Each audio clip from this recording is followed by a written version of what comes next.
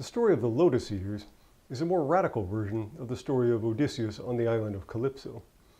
The life offered him by the goddess is a similar one to that offered by the Lotus Eaters. It's an existence of mindless bliss and simple physical satisfaction. But Odysseus rejects this.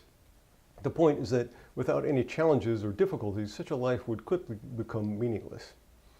It's these obstacles that make our lives meaningful and compel us to work hard and improve ourselves.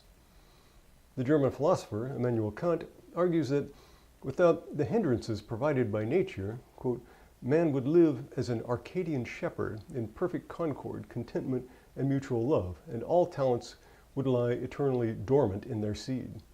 Men, docile as the sheep they tend, would hardly invest their existence with any worth greater than that of cattle, and as to the purpose behind men's creation, his rational nature, there would remain a void. The life of the Lotus Eater is that of an animal, not a human being.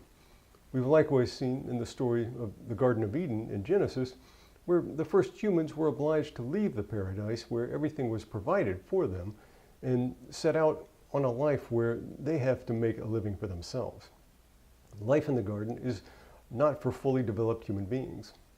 Kant explains the desire for life in paradise. Quote, man wills concord, but nature better knows what is good for the species. She wills discord.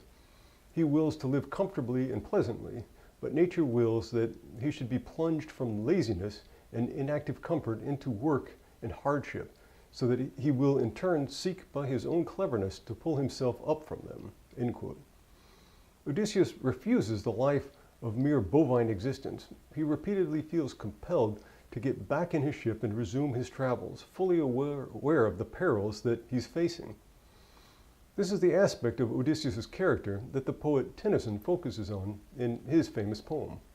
There's a kind of Abenteuerlust in Odysseus that urges him on.